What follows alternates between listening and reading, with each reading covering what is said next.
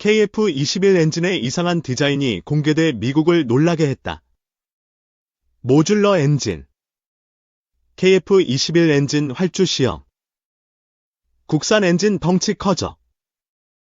지금 미국이 너무도 다급한 이유. 향후 스텔스 전투기와 공격용 무인기 개발을 위해 항공 엔진 국산화가 시급한 가운데 한화에어로스페이스가 15,000파운드임 LBF 이상의 추력을 내는 항공 엔진 개발에 도전한다.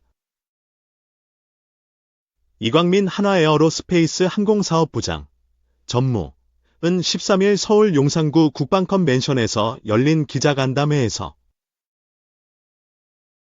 항공 엔진은 미사일 기술 통제 체제 MTCR, 국제무기거래 규정 IR, 수출 관리 규정 GAR 등 각종 규제를 받고 있다며 국산화 필요성을 설명했다. 단순 정찰용이 아닌 미사일 장착이 가능한 무인기의 경우 15,000 LBF급 이상 엔진이 필요하다. 그러나 MTCR 등 규제로 수입이 어렵다. 조종사가 없는 6세대 전투기 개발도 불가능해진다. 게다가 미국은 스텔스 전투기 탑재용 엔진을 판매한 전례가 없다. KF-21이 공대공 공대지 공격 능력 확보 이후 스텔스기로 전환할 경우 미 제너럴 일렉트릭, GE, 엔진 탑재가 어려울 수 있다.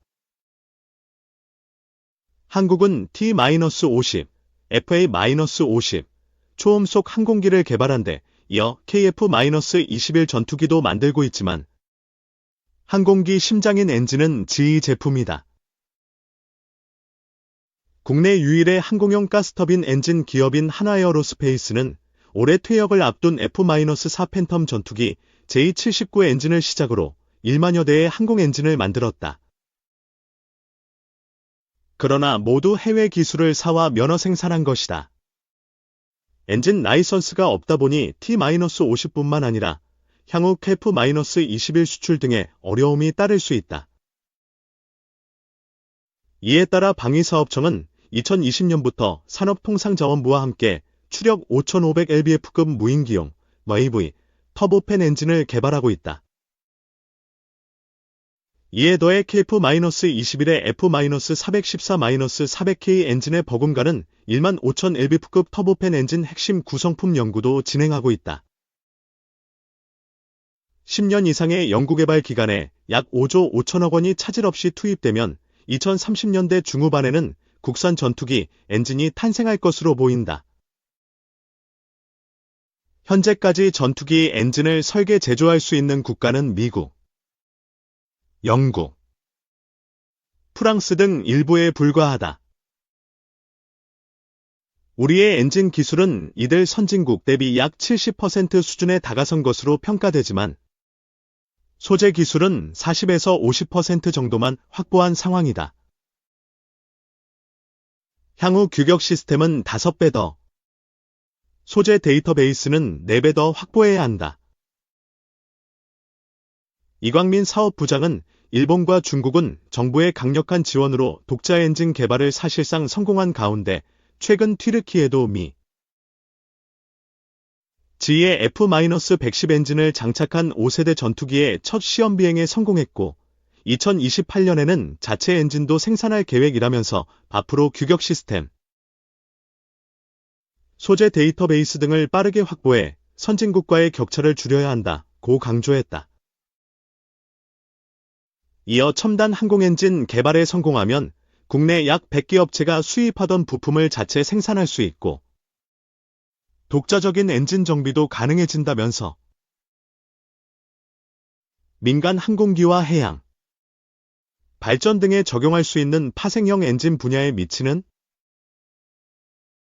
영향까지 고려하면 직간접적인 경제 효과는 2040년 이후 연간 수십조 원에 달할 것이라고 말했다. 이 수익성 질감 다 잡았다. HD현대 한화 특수선 사업 순항.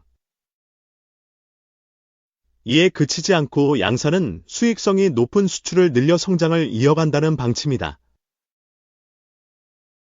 트럼프 2기 행정부 출범에 맞춰 MRO 사업이 확대되고 양사가 팀 코리아를 구축할 경우 성장세는 더욱 두드러질 것으로 예상된다. 3일 업계에 따르면 SD현대중공업은 특수선 사업에서 올해 3분기까지 누적 매출 8,335억 원, 영업이익 742억 원을 기록했다.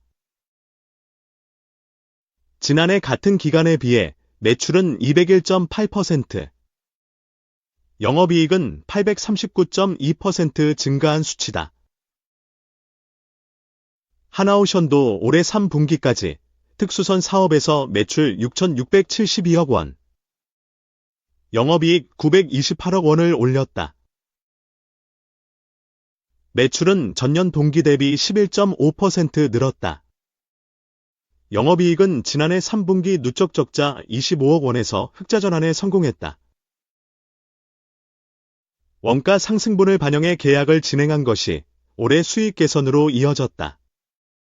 또 수익성이 상대적으로 높은 수출 비중을 확대한 것도 주요했다.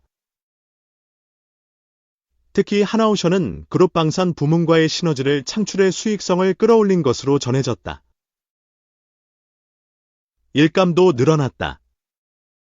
SD현대중공업은 10월까지 40억 4,200만 달러, 약 5조 6,700억 원.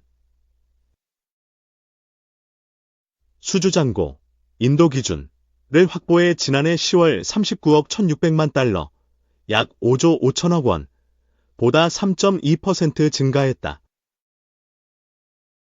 하나오션도 3분기 말 기준 51억 9천만 달러, 약 7조 2,800억 원, 의 일감을 확보해 1년 전 33억 9천만 달러, 약 4조 7,600억 원, 보다 53.1% 늘어났다. 조선업계 관계자는 국내 사업의 경우 약 2%로 일정 수준의 수익률이 정해져 있지만 해외 사업은 더 높은 수익률로 계약을 진행할 수 있다며 해외 사업 수주에 공을 들이고 있는데 올해 들어서도 SD현대중공업이 페루에서 수주하면서 성과가 속속 나타나고 있다고 말했다. SD현대중공업과 하나오션은 앞으로도 특수선 사업을 키워나간다는 계획이다. 특히 수출을 늘려 성장세를 이어갈 방침이다. 해외 수주 확대를 위한 우호적인 분위기도 만들어졌다. 먼저 도널드 트럼프 미국 대통령이 한국, 조선업계와의 협력을 요청하면서 함정 MRO, 유지보수 정비, 사업에서 속도가 붙을 것으로 기대된다. 하나오션은 올해 두 건이 미국 함정 MRO 계약을 체결하면서 사업의 시작을 알렸고 현대중공업도 내년부터 MRO 수주에 나선다는 계획이다. 내년에 트럼프 정권이 출범하면 본격적으로 MRO 발주도 늘어나면서 특수선 사업에 힘을 실어줄 것으로 예상된다. 또 SD현대중공업과 하나오션의 화해 분위기도 글로벌 수주에 긍정적으로 작용할 전망이다. 이전까지 양사는 KDX, 한국형 차세대 구축함, 수주를 놓고 대립각을 세웠지만 최근 서로 고소를 취하했다. KDX 수주 관련해서는 경쟁을 이어갈 예정이지만 글로벌 수주를 놓고는 팀 코리아를 만들 가능성이 제기된다. 양사는 60조 원 규모의 캐나다 잠수함 프로젝트와 3조 원 규모의 폴란드 잠수함 수주에 도전장을 냈는데 정부 차원에서 원팀 구축의 필요성을 강조하고 있어 협력 가능성이 높게 점쳐진다. 수출을 바탕으로 2030년까지 매출을 대폭 늘리겠다는 목표도 제시했다. SD현대중공업은 2030년 특수선 사업에서만 매출 5조 원, 하나오션은 3조 원 이상을 달성한다는 계획이다. 또 다른 조선업계 관계자는 호주 호위함 사업에서 양사가 따로 수주를 진행하면서 고배를 마신 적이 있는 만큼 향후 글로벌 수주에서 협력 필요성이 높아졌고 양사도 공감하고 있을 것이라며 정부에서도 중간에서 양사의 협력을 도울 것으로 보여 글로벌 수주 경쟁력은 더욱 높일 수 있을 것으로 기대된다고 말했다. 3. 태국 하원 의장단. 호위함 건조했던 하나오션 찾아 함정협력 논의. 하나오션은 4일 위롯 나카나아디손 태국 국방위원장 등 태국 하원 의장단이 전날 3일 거제 사업장을 방문해 자사의 함정 건조 역량을 둘러봤다고 밝혔다. 의장단은 함정 설계와 로봇 자동화 생산 등 전반적인 건조 시스템에 관심을 보였다고 한다. 태국 하원 의장단은 하나오션의 전신인 대우조선해양이 2018년 인도한 호위함 한번함 푸미폰 아두냐데탐, 보미벨 에도랴데지 사업을 언급하며 태국 해군 전력 강화의 핵심인 후속함 사업과 관련해 적극적인 협력을 희망한다고 밝혔다. 하나오션은 태국의 군함 건조 역량 강화를 돕기 위한 현지 조선소와의 함정 건조 역량 증진 방안을 제안했다. 함정 건조 단계의 현지화와 기술 이전에 대해 특히 관심을 보인 의장단은 하나오션 측과 장시간 질답 시간을 이어갔다. 4. 무기체계 시험평가의 어제와 오늘 그리고 내일. 최근 합동참모본부, 합참, 가 무기체계 시험평가 업무를 한 지 10주년을 맞았다. 우리 군의 무기체계 시험평가는 1972년 무기체계 획득관리 규정 제정과 함께 시작됐으며 국방부와 방위사업청 등으로 업무 주관기관이 변경됐다. 현재는 합참 시험평가부에서 전반적인 시험평가, 조정 통제와 제도 발전 연구 등의 업무를 하고 있다.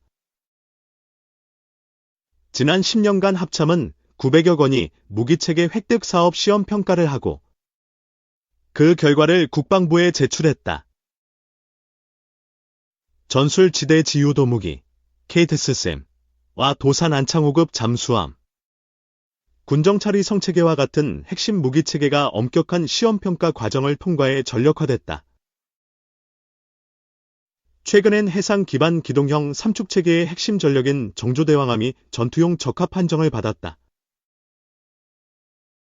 합참은 적법성, 객관성, 타당성이란 원칙에 따라 각 군의 시험평가단 등 관련 기관과 면밀하게 협업해 시험평가한 무기체계가 최고의 전투력을 발휘할 수 있도록 노력해왔다.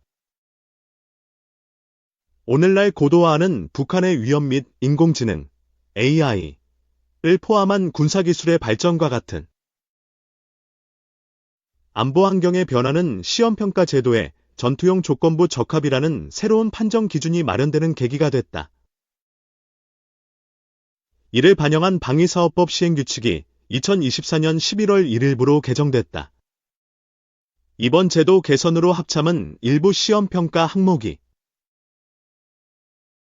기준에 미달한 경우에도 작전에 미치는 영향, 기술적 보완 가능성 등을 고려해 전투용 조건부 적합 필요성을 제기할 수 있다. 방위사업협의회에 해당 안건을 상정해 논의한 뒤 결과를 반영한 판정, 안을 작성할 수 있게 됐다. 4차 산업혁명과 AI 기술의 발전은 미래 무기체계의 시험평가에 새로운 도전으로 다가오고 있다. AI 기술은 미래 무기체계의 핵심 구성 요소가 될 것이다. 이를 기반으로 유무인 복합전투체계부터 완전 자율형 플랫폼까지 다양한 무기체계가 개발될 예정이다. AI가 탑재된 무기체계는 개발 단계에서 시험용 데이터를 이용해 요구 능력 충족 여부를 검증한 이후에도 자체 학습 능력을